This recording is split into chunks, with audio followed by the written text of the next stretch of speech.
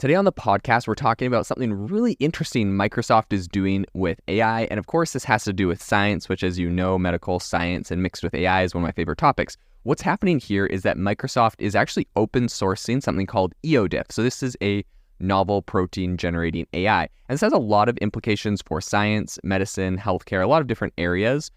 So today on the podcast, we're going to be diving into this. We're going to be talking about what some of the implications are, why I think this is exciting, and potentially a groundbreaking move. So without further ado, let's dive into it.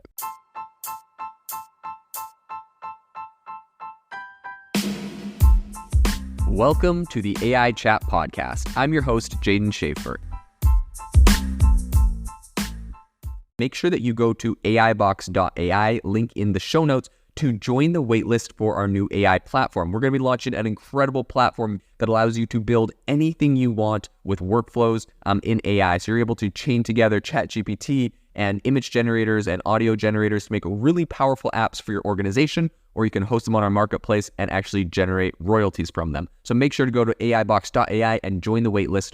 In addition, if you like the podcast, if you could do me a massive favor and please leave us a review on Apple or Spotify or wherever you listen to your podcast. This helps me be able to get better guests on here as they check the reviews to see how you guys are liking it. So if you could please do that, I would really, really appreciate it. Have you ever wanted to start your own podcast? I record and publish podcasts on a platform called Spotify for Podcasters, and I absolutely love it. Essentially, you can upload from your phone or computer, and it distributes to every platform that plays podcasts. They support video podcasts, and you can make money on the platform with ads or even podcast subscriptions, something that has made my life so much easier as a podcaster. So if you're interested, I highly recommend you give it a try. You can download the Spotify for Podcast app or go to spotify.com/podcasters to get started on your podcast today. The landscape of protein design, which is a cornerstone in understanding and treating diseases, I think is on the brink of a transformation. So proteins, for those that don't know, essentially serve as the natural molecules executing critical cellular functions. But creating them in a lab has often been it's really costly and it's very complex. However, this is all potentially about to change. Microsoft claims to have simplified this really intricate process with its newly introduced framework, which is called EvoDiff. So traditionally, protein design has kind of a bunch of extensive computational and human resources that are needed in order to do it. And scientists have to conceptualize a protein structure capable of performing specific bodily tasks. And then once they do that, they have to determine the sequence of amino acids that would likely fold into that structure. Okay, so kind of complex scientific stuff, but protein folding is essentially as proteins have to adopt, they have to essentially adopt these precise three-dimensional shapes to function as they're intended. So that's what protein folding is. So EvoDiff offers a radical kind of departure from what has been the norm for so long. So according to Microsoft, the general purpose framework can churn out, high fidelity, diverse proteins based solely on a protein sequence. So this completely sidesteps the often very cumbersome task of requiring structural information about the target protein.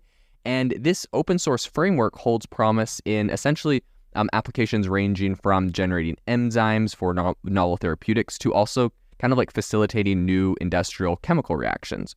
So Kevin Yang, who is a senior researcher at Microsoft, he envisions EvoDiff as a groundbreaking tool in protein engineering. That's what he said. He said, quote, "We envision that EvoDiff will expand capabilities in protein engineering beyond the structure function paradigm towards programmable sequence-first design." So he also said, with EvoDiff, we're demonstrating that we may not actually need structure, but rather that protein sequencing is all that you need to controllably design new proteins. Really, really interesting stuff. So I think at the core of EvoDiff is around a 640 million parameter model trained on a comprehensive data set spanning various species and functional classes of proteins.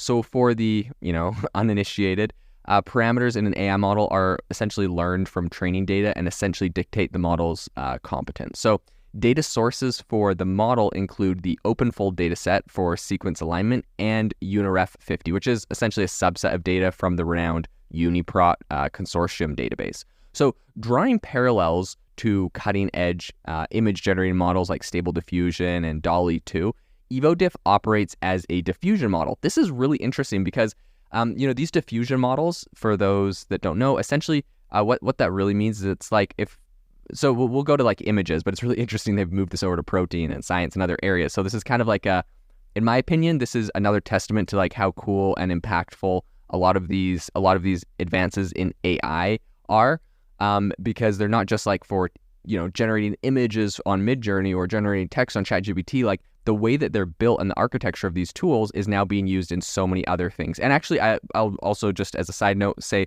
I think it is really incredible. People just hear the word AI, and in their brain they're like, yeah, AI is just like a computer doing stuff.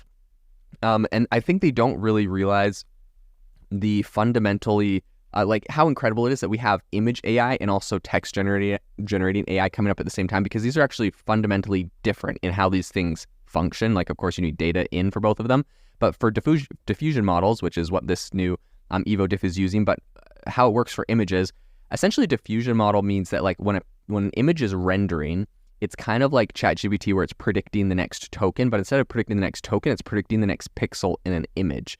And so you can imagine it where it's like a square, and you've probably seen this if you've used something like Midjourney, where you like look at the image and it's like blurry and it slowly kind of like comes into focus, right? So that's what a diffusion model is doing. It's essentially rendering it where it like renders a really fuzzy bunch of pixels in a square, and then it's like if we were trying to do X, Y, and Z, like how would the pixels change? What's the prediction? And it slowly like almost like comes into focus. It's diffusion, and it's coming into focus of what it's actually supposed to do, predicting all the pixels and the placements. Super, super interesting stuff.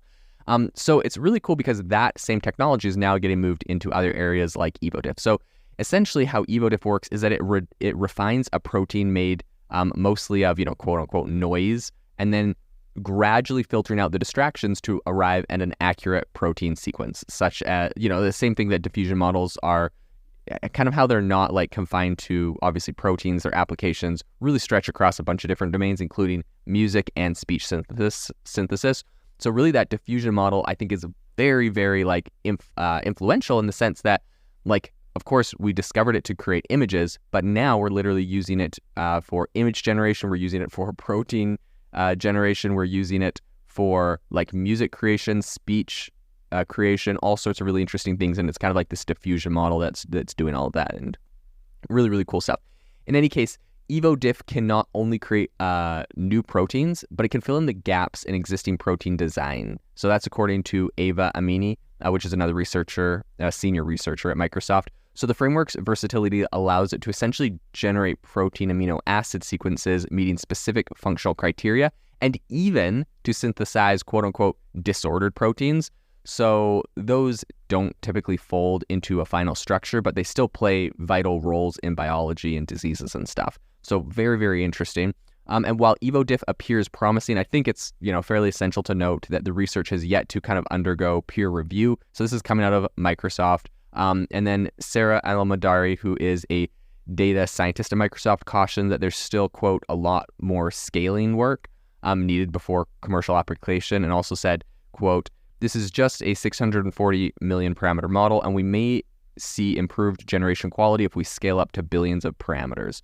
So I think looking ahead, the EvoDiff team plans to kind of validate the generated proteins in the lab. If successful, this is going to pave the way for the framework's next iteration, which is opening new vistas in protein engineering and healthcare innovation, all sorts of really exciting things. So definitely a story we're going to continue following, and we're really excited to see how this continues to advance and play out. This episode is brought to you by Shopify. That's the sound of switching your business to Shopify, the global commerce platform that supercharges your selling. Harness the best converting checkout and same intuitive features, trusted apps, and powerful analytics used by the world's leading brands. Stop leaving sales on the table. Discover why millions trust Shopify to build, grow, and run their business. Sign up today for your $1 per month trial period at shopify.com/tech23.